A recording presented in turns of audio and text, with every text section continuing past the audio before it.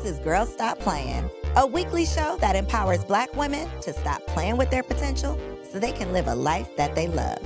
I'm Coriel, your favorite homegirl, and I'm on a mission to help Black women make the money and get the honey. You can have it all as long as you're willing to work. Welcome back to another episode of the Girls Stop Playin podcast. It's your favorite homegirl, Coriel, here to encourage you to stop playing with your potential and start working for what you want in life and in love. You already know that I believe you can make the money and you can get the honey. You can have it all as long as you are willing to work. And today, we got a working woman in the building who is not just making the money, not just getting the honey, but she's helping you get the honey too. We got my girl, Alison Wellington in the building. Hey, hey, hey. Welcome. Yes, thank you. I'm saying welcome, but we are over here on the single season set, okay? Yes. I know that y'all are like, girl, stop playing. Where are you? We are here at Elevate Studios, but this is the single season show. I'm just kind of turning the tables on you because as the dating and relationship expert, I feel like the people need to put some respect on your name, okay? So y'all know Allison hosts the Single Season podcast, which is all about helping single women learn how they can be more successful in relationships and dating. You are always popping off on social media. Clips are going viral. And when I see my girl on the clips, I feel like the people in the comments are not putting respect on your name. So I said, we need to have you on Girls Stop Playin so they can know your personal story, your experience, so that they know you're not just another talking head out here talking about something that you don't know about. So before we get into that, introduce yourself. Tell the people who you are. Hello, beautiful people. I hope all is well. I hope all is well. My name is Allison, certified dating and relationship coach. I primarily work with busy professional women to help them be found by the partners that they deserve. That is, and so I want to talk about you being found by the partner you deserve. Yes. Okay, because you are kind of private. You're like publicly private with your personal life, probably for good reason, because the people be all in the business and getting messy. But with what you do, I think that people are probably curious about your own dating, relationship, marriage. So tell us a little bit about your dating story. Like, how old were you when you got married? How did y'all meet? What is that story like? Because I think people are kind of curious. Yes, absolutely. So this is going to sound a little bit like a fairy tale. We met when we were 18. And then that sounds like, okay, well, Allison, who are you to be telling us in our 30s and 40s and so on? But yes, we did meet when we were 18. We dated briefly when we were 18. However, we separated thereafter. So he went off to college. He went cross country. And both of us had enough sense in our heads to know. We didn't articulate it, but we had enough sense like this ain't going to work. So we kind of just respectfully kind of faded to black. But you didn't end on bad terms. No, did not end on bad terms. We still remained friends on the Facebook. That's when Facebook was the Facebook, right? Like you needed to have a in college email in order to create an account. We were still friends, poking each other and wishing each other happy birthday on our walls and all that kind of stuff. And so he continued to see whoever he met over there. He came home. He continued to see whoever he was seeing. And I as well. I continued to date and navigate those treacherous waters of the dating season, of the single season here. Well, not here because we're in Atlanta, but here in New York City. And there was a party. And I mentioned to my friend, like, oh, you know, this is my little boo thing. He don't know it yet, though. And I'm going to this party, and I hope that I see him. I know that we kind of run in relatively similar circles, and I hope that I see him. So my friend, who's an amazing human being, cold DM'd this guy. Hi, you don't know me. However, my friend, I don't know if she said she likes you or she's looking forward to seeing you. She finessed something to get this guy to go to the party. And so Andrew Wellington decided that he was going to get his ass up and he went to said party. And since then, we've been thick as thieves. We started dating. This was when we were both 30 and we became engaged when I was 33.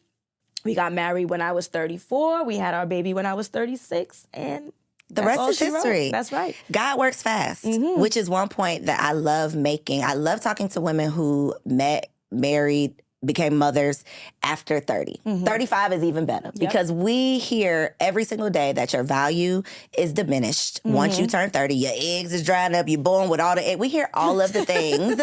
It's so discouraging, though, for someone hearing that at 37. That's looking like, well, where's the encouragement for me? Where's the solution for me? Yes. Which is what I love about the single season, because it's like, okay, we know all these statistics, but here's a solution. Yes. And so I love that you have the personal experience to back up, you know, the professional expertise. So I want to talk about what was happening between 18 and 30. Because let me just, you know, tell y'all my truth.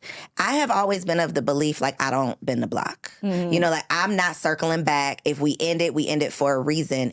You are proof, though, that that's not always the case. Absolutely. And I think, though, the point, though, was that y'all did not end on bad terms. Yes. There wasn't like a reason that y'all ended. Y'all were just going in different directions. Yep. So talk a little bit about what transpired over that 12 years that y'all still somehow found your way back to each other. Yes, absolutely. So as I mentioned before, we didn't end on bad terms. Again, we were too young to articulate it, but we understood that this thing ain't going, we 18, that this thing ain't going to work, right? So he went off and did his thing, and I stayed home, I did my thing. And since we were friends on the Facebook, we would just casually communicate, nothing romantic, nothing flirtatious, nothing inappropriate, because I always had to do, right? And I'm sure he always had a girlfriend that was going on as well. So there was nothing inappropriate, just keeping in contact, keeping in touch, knowing that the both of us were alive and well.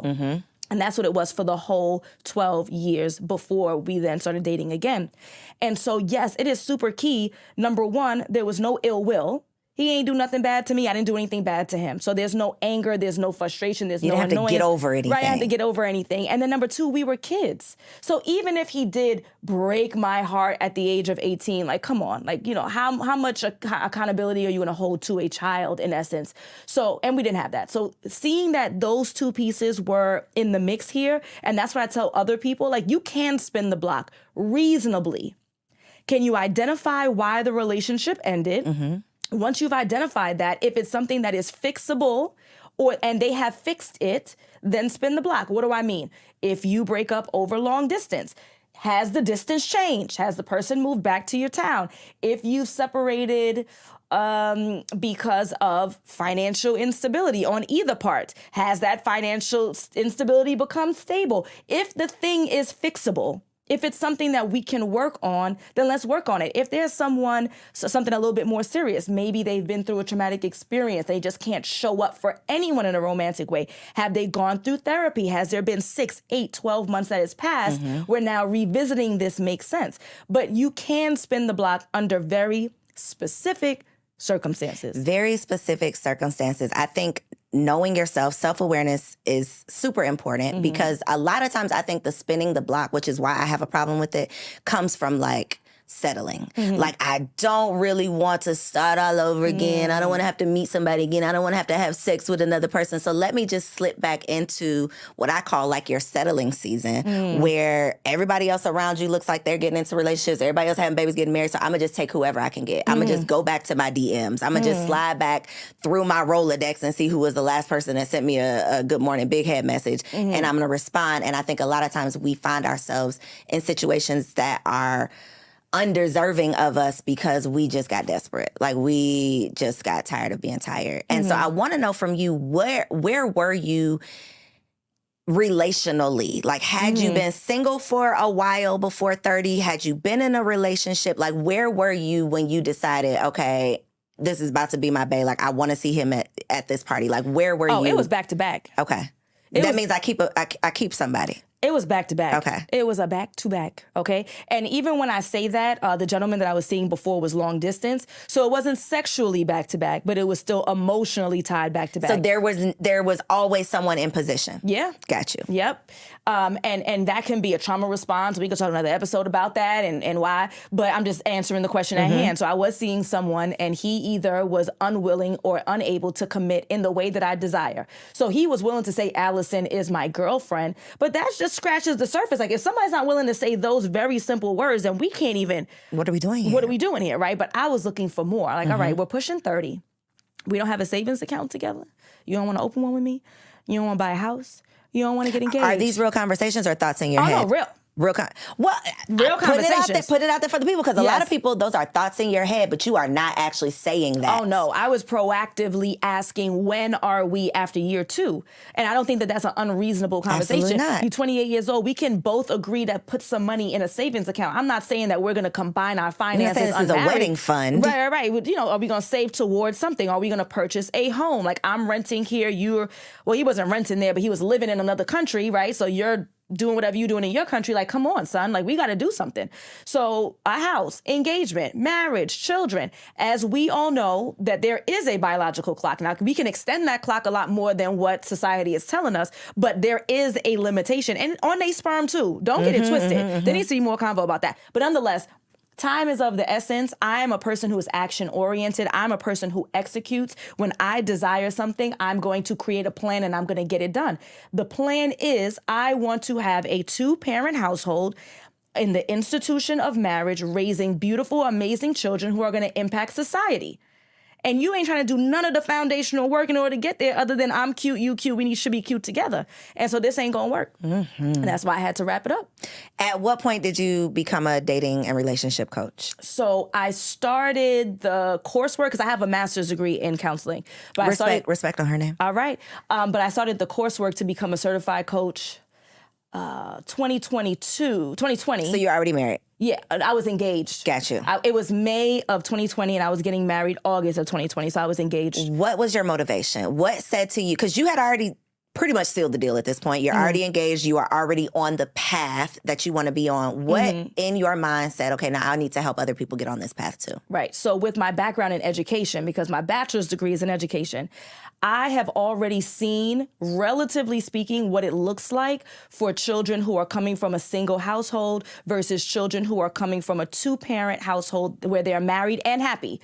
Because in the Caribbean community, plenty of people have both parents living under the same roof, but they don't even sleep on the same floor. So it's not only just 2-parent household who are married and happy. And I see their behavior, I see their academic performance, and I can relatively see their overall outcome, right? I'm not psychic, but I can see it. And I know that there are more positive outcomes for children who come from 2-parent households of folks who are married and happy. And so if I'm thinking about, I want to have an impact on the community as an educator, as a teacher, you want to have an impact on the future, on society, on the community. If you care about Black folks, on the Black community, right? And so if I want to have that biggest outcome, then I need to start imparting something on these kids. So the work that I do, I work with women, but really the long game here is to have a positive impact on my community, which means that we need to be producing more impactful children who are going to serve our society in the long haul. So this is backwards planning. So if I want this end result, then what I need to do is fix these families up. I need to be helping to create families. I need to be fixing these households up so that we can have the long game. Make sense? Absolutely. And I love that you brought it all together and made it make sense, because there are so many conversations online that are divisive conversations that are, I just have this opinion. Let me pick up a microphone and start this podcast and put it out there. But it's not solution-based. And that is my problem. It's like we can talk about it all day long, but when are we going to start talking about the solutions? Instead of beating women over the head, telling them all of the laundry list of things you're doing wrong, okay, but what can we start doing right? Like let's start having some solution-based conversations. So one of the things that you mentioned that I think is key with the successful woman, which is the woman that we're talking to, right? Because the type of woman that even listens to a personal development podcast like this is a woman that's investing in herself. It's a woman who knows that she wants better. If you're listening to Girl Stop Playing, it's because you trying to stop playing. Like, that's what you're here for. So y'all are the type of women who take fast action. Just like you just said, like, I'm an action-oriented woman. If I want something, I know what I want, and I'm going to figure out what I need to do to get it, whether that's hiring a coach, taking a class. The women who I know that are tuned in, you, that are single as hell, but you don't want to be. You're successful in every other area of your life. You can get it together. You can hire a coach. You can do all the things. Based on your experience with the women that you're working with, what is the disconnect between this high-achieving woman who's got it together and she can take action and she can hire a coach, she can invest in herself, but she's single as shit? What is the problem? Fear. They're afraid to fail. So women like you and I, action-oriented women, we were also action-oriented girls. We did well in school without much effort. We were the social butterflies. We were popular. We did well in college without even having to study. We knew exactly what career we wanted and we pursued that. And when we decided that education wasn't it, we instituted something from new. there too. Right? Facts. We instituted that, and then now that's blowing up everywhere, right? And so we've always been easily successful. It's always been a breeze. Like, we work hard, but it comes easy. It still comes easy. We still win. We continuously win. And when we lose, we then realize that was a loss for a bigger win. So now I'm doing something that's a little risky. Now this isn't only all about me and how much fortitude I have and how much effort I put in. It also, in part, depends on the pool and me learning how to navigate said pool. And that's not necessarily easy in 2023, 2024. And so the fear of failure is what then stops the practical stuff, which is, I want to be in a relationship, but I don't want to go outside, right? And that sounds so ridiculous, and that's normally my quick answer, right? You got to go outside. But why aren't they going? Because they're afraid that they're not going to meet the right people, because they're afraid that they're not going to say the right things, because they're afraid that they're not going to be approached, because they're afraid that they're not going to be desirable enough, right? I know I got to meet somebody, but I got to go into dating apps. But they're afraid to choose the wrong app and then choose the wrong guy, and then he takes advantage of her and takes all the stuff that she works so hard for. So the root of it all is fear. She is so used to winning that she does not want to lose. Don't want to lose. Oof. So when what I remember from when I was single and like in that position, like, I know I want to be married. These niggas ain't shit. Like, it's not working out for me. What do?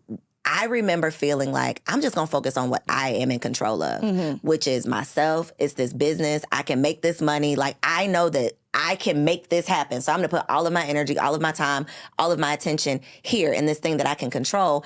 I can't control this man. I can't make him act right. I can't make him do what I want him to do. I can't make him marry me. So I'm not even going to put any energy into that for fear of failure, to your point. So I'm going to just focus on what I can control. Women like us are control freaks. Like, we want to know what's happening tomorrow. We want to be able to plan it. We want to dictate it. And love, you cannot plan. Relationship, you cannot be in charge of. These men, this alpha man that you say you want, you can't make him do what you want him to do. So that's uncomfortable for us. So I think that is a really good point, and probably an eye-opener for somebody, because if you ask that single, successful woman why is she single, she's not going to say, I'm afraid. She's not going to say, I'm too scared to go out and date. But let me tell you, they do have more control than they recognize.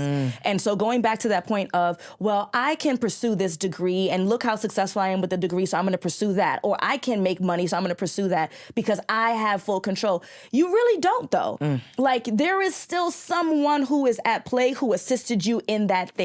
You had the professor who liked you, and so they graded you just a little bit higher. You had somebody who was in the bursar who allowed you to register for a class late. You had somebody who took you under their wing in corporate America and who guided you, or who was your mentor. So no man is an island. You really didn't do everything. Your parents allowed you to stay in this house while you went to school, which put you in a position to not have student loans later. Your daddy left you some money to buy a car. Like, you didn't do this whole thing by yourself. So if you take that same logic of, well, I am successful and I worked super hard to get here and I'm proud of what I did, but I really didn't do it all by myself, then take that same logic in, and I'm also going to be successful in dating by the efforts I put out, and I will get some help from the right partner that I choose. So the control is that you get to pick your partner.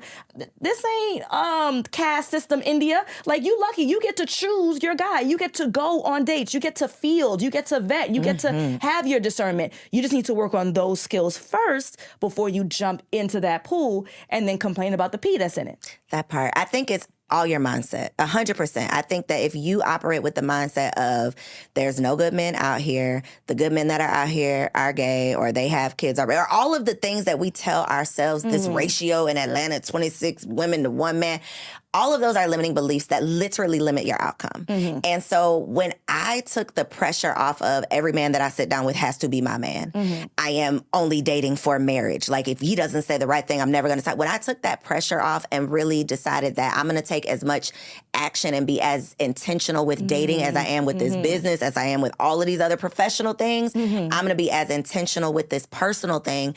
That's when I felt like things started to shift. When I shifted my mindset around my expectations, reputation, my willingness to do the work, put myself out there, stopped using the excuse that I ain't got no time, because you find time for anything you truly want. Absolutely. But when we're so busy, we say we don't have time for that. Make it make sense. How is that going to make sense if you are not going to find time for this thing that you say that you desire? So from the clients that you are working with, what would you say are some mindset shifts, like the ones who are successful? Because you're posting engagement rings. If y'all are not following Allison, align with Allison on Instagram. You're always posting your client successes, right? What do you think is the difference between that woman that gets the end result versus that woman that's going to be in your program for the next 10 years? That's an excellent question. Well, first of all, I would like to imagine that if you're joining the program, you're serious. And so they be wasting their money. They don't necessarily be serious. So I was going to say that that people on a consultation, they'll say, "But what's your success rate?" I said, "That's an excellent question." I said, "It's 100%." How, Sway? 100% of the people who listen to me and do what I tell them to do will win.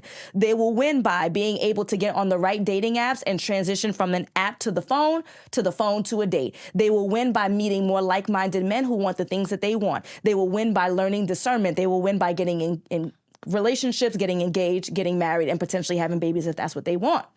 They will win 100% of the time.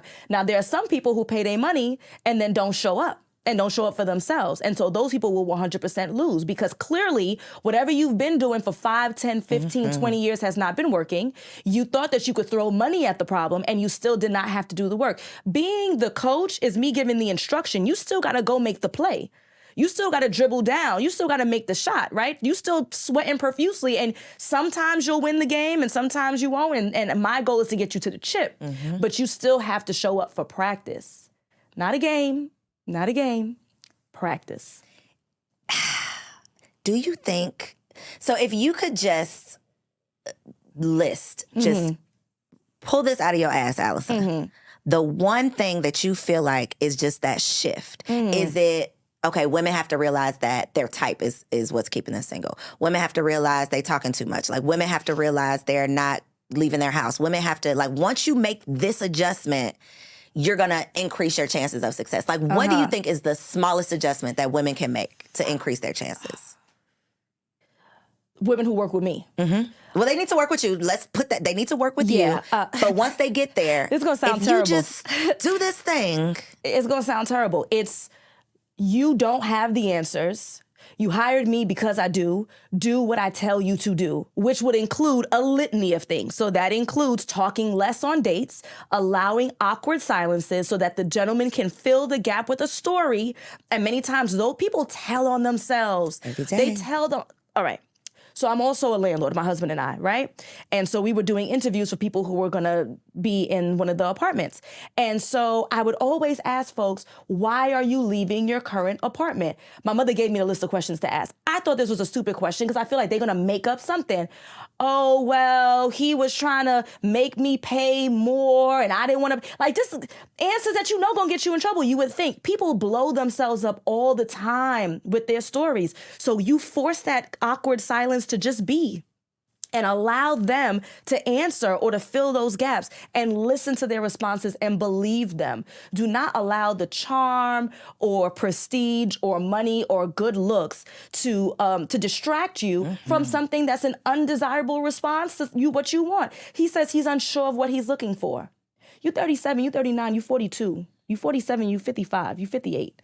We ain't got time to be dating people who are unsure. They're lying. They are absolutely sure. They're unsure about you. They are sure. But they are unsure about you. Because if they were sure, then it would be it's a yes or a no. When there's confusion, it ain't you, sis. Yes. Yep. And that is, I think, you don't want to swallow that pill. That is the reason I think so many women don't ask the questions. It's not that we don't know the questions to ask. It's that we really don't want to know the answer because the charm, or we like them, or we have this, we've already put our first name with their last name. We've already decided that we're going to have kids. We're going to live happily ever after. So I don't want to ask you anything that could expose an answer that's going to shift this imaginary, like perfected story that I've created for myself. Absolutely. Are you finding that your clients are getting on the dates and then they're messing them up? They're not getting to the dates at all? Like, what stage are they actually getting to that is like falling apart? Yeah. So before they get to me, many times they're unwilling to go outside. Many times they are on, and this is a side note because people always ask me, what's the right app? All of the apps for the most part are the right ones. There's very few, like 2 or 3, I would say, don't be on out of dozens, okay? So they're on an app, but they're not paying for it. And so they're surprised that they can't put parameters in place to limit the amount of people that have access to you. So now you're wasting your time and you're increasing your frustration, dilly-dallying, talking to people who end up being 250 miles away, but your cheap ass ain't want to pay for the app, and then now you're surprised. They're not checking the apps every day. Mm-hmm. There's some apps where the messages expire. So then now you can't even reach out or respond to this gentleman because it already expired because you were wasting time. So a lot of it is like the kickoff where they're not even getting to a date. They're not even getting to a date. There's all of this riffraff that's wasting their time, that's increasing their frustration, not even putting themselves out there to get to a date.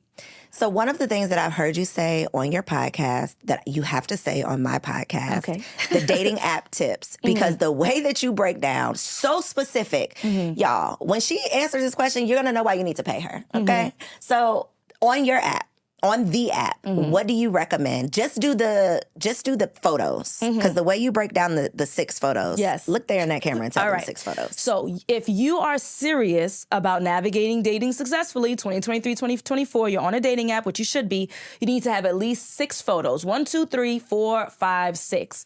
Your first 2 photos need to be headshots, not professional ones with your suit for corporate, but it should be from the top of your head to your clavicle. You should be warm and smiling and welcoming. That is wifey-like. This is not the time to be alluring and sexy, because then you're giving off sexy vibes, which is come to my bedroom and not let me take you on a date and get to know you. That's the first 2. Your next 2 need to be full body from the top of your head to the bottom of your shoes. And you need to be standing. I don't want you sitting. They need to see your full body. You don't need to have skin out, but I need you to have on something that's form-fitting so they can see that physique. You want to meet this person in person and for them to say, wow, you look exactly like your photos, or better. You want them to be impressed. So we had 2. Your last 2 is going to be action shots. Those are the photos of you doing the things you enjoy doing. And you are not only telling this person like, hey, these are the things I like. So when you take me out on a date, take me to these types of things. But it also opens up the door for conversation. Hey, Allison, my name is James. I hope all is well. Are you a little bit adventurous? I noticed that you went skydiving a couple of months ago in the Grand Canyon. I like adventure too. Blah, blah, blah, blah, blah. So it opens up the door for conversation. 2 headshots, 2 full body, 2 action shots. Whew. I'm going to pause, let y'all take some notes. Write it down, tell a friend to tell a friend. One more thing that you have to tell the people. Where do they go to meet the people? Now, I want to put the disclaimer out there that you need to hire Allison before you go to these places to meet the people, because you don't want to get in the right places with the right people, saying the wrong things, doing the wrong things. So you need to hire the expert first.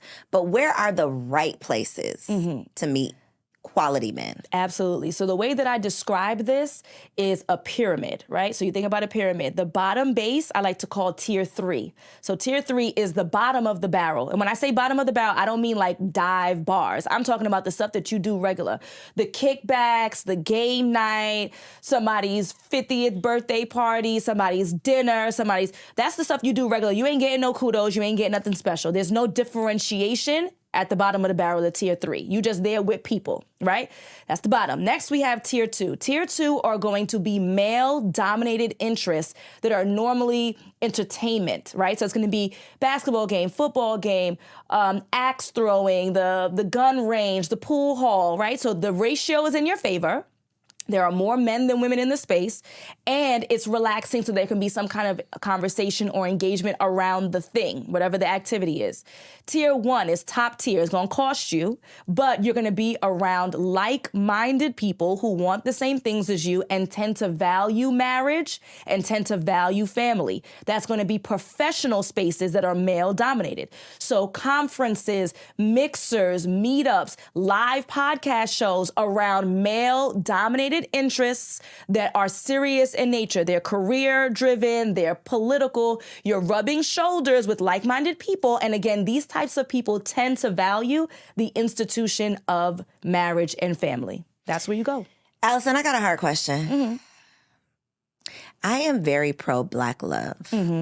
I am starting to not change my opinion. I'm still very pro-Black love, but I'm starting to realize and consider the fact that Black women are needing to make adjustments with their type, right? So we've talked about the statistics, we've talked about the numbers. We know, the pool of qualified Black men is just getting smaller and smaller. We can talk about prison system. We can talk about, women out earning men. We can talk about all of the reasons why. That's another conversation for another day. It is what it is.